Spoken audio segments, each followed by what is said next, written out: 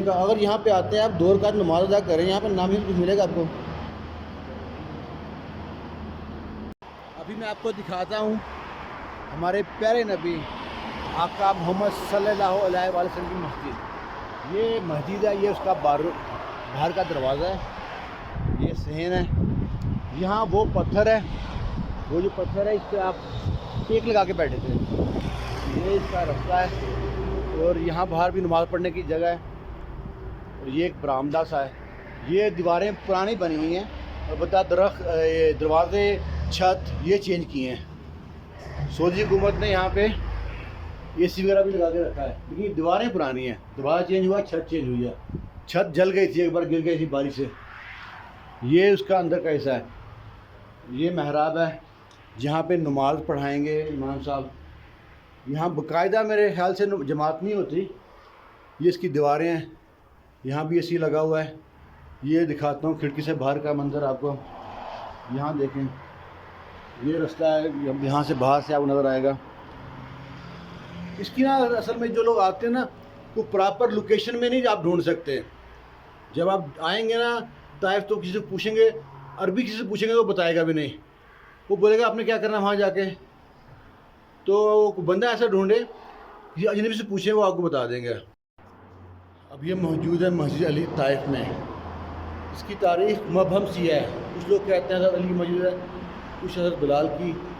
اب دیکھیں یہاں پہ میرے پاکستانی بھائی جتنے بھی آتے ہیں، پاکستانی ہیں، انڈین ہیں، وہ اپنا نام لکھ کر، یہ دیکھیں کس طرح نام لکھ کر اپنا جاتے ہیں یہاں پہ۔ اس نام لکھنے سے کچھ فائدہ ہوتا ہے۔ یہاں پہ اگر آپ نے آنا ہے تو نماز ادا کریں، نفل ادا کریں۔ انڈین بھی ہیں، پاکستانی بھی ہیں، جگہ جگہ نام لکھیں، جگہ جگہ نام لکھیں۔ اللہ کے بندوں، اگر آپ نے آنا ہے مسجد میں تو یہاں پہ 2 نفل ادا کرو، نماز ادا کرو۔ یہاں پہ یہ نام لکھنے کی کوئی ضرورت ہے، اس سے کچھ اجر ملتا ہے۔ یہ اس کا باہر کا صحن کا حصہ ہے، یہاں صحن میں نماز پڑھنے کی جگہ بنی ہوئی ہے۔ ابھی ہم اوپر جاتے ہیں، اوپر جا کے آپ کو اوپر کا نظارہ دکھاتے ہیں۔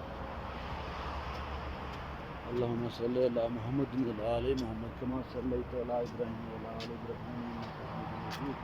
اللہم بارک علی محمد وعلی آل محمد کما بارکت علی ابراہیم وعلی آل ابراہیم انک حمید مجید۔ یہ سیڑھیاں اوپر جاتی ہیں، اوپر جا کے دیکھتے ہیں۔ اللہ اکبر، اللہ اکبر۔ یہ دیکھیں چھت کا نظارہ ہے اوپر سے، یہ پرانے وقت کی وہ بالکل اسی طرح ہے۔ سیڑھیاں بھی وہی ہیں، رستہ بھی وہی ہے، سب نظارہ وہ ہے۔ الحمدللہ یہاں چھت پہ جانے کا راستہ بھی ہے، اوپر جانے کا۔ آگے سیڑھیاں خراب ہیں، یہاں سے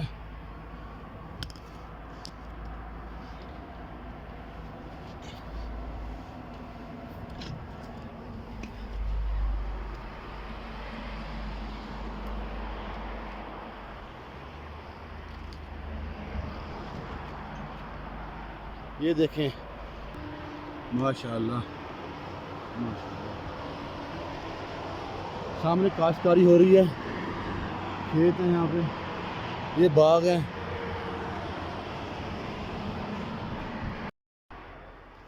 ہجرت کے 10ویں سال آپ صلی اللہ علیہ وآلہ وسلم حضرت زید بن حارث کے ساتھ طائف آئے۔ آپ صلی اللہ علیہ وسلم نے طائف کے سرداروں کو اسلام کی تبلیغ کی۔ وہ 3 قبیلے تھے اور تینوں سردار جو تھے آپس میں بھائی بھائی تھے۔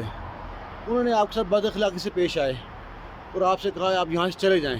اور جب آپ جانے لگے تو گاؤں کے جو آباش لوگ رہے، آوارہ لڑکے تھے، ان کو پیچھے لگا دیا، دونوں طرف کھڑے ہو گئے، آپ کو پتھر برسانے لگے۔ آپ کی پنڈلیوں پہ اتنے پتھر برسائے کہ آپ کے نالین مبارک خون سے بھر گئی۔ تو حضرت جبرائیل علیہ السلام پہاڑوں کے فرشتے کو لے کے آپ کے پاس آئے اور کہا کہ اگر آپ کہیں تو اس وادی کو دونوں پہاڑوں کے درمیان مسل کے رکھ دو۔ تو آپ صلی اللہ علیہ وآلہ وسلم نے کہا مجھے ان کی نسلوں سے اسلام کی خوشبو آ رہی ہے۔ گزارش ہے کبھی بھی آؤ نا تو یہاں پر نا نام نہ لکھا کرو، اس نام لکھنے سے کوئی فائدہ ہوتا نہیں ہے۔ آپ مسجد میں آؤ، نفل ادا کرو، بیٹھو، عبادت کرو، مسجد اللہ کا گھر ہے، آپ پھر نام لکھ رہے ہو؟ یہ نام لکھنے کو ملے گا؟ نام لکھنے سے آپ یہاں پہ نام کیوں لکھ رہے ہو آپ؟ لکھے ہوا نام لکھ رہا ہے، اس سے کیا فائدہ ہوگا؟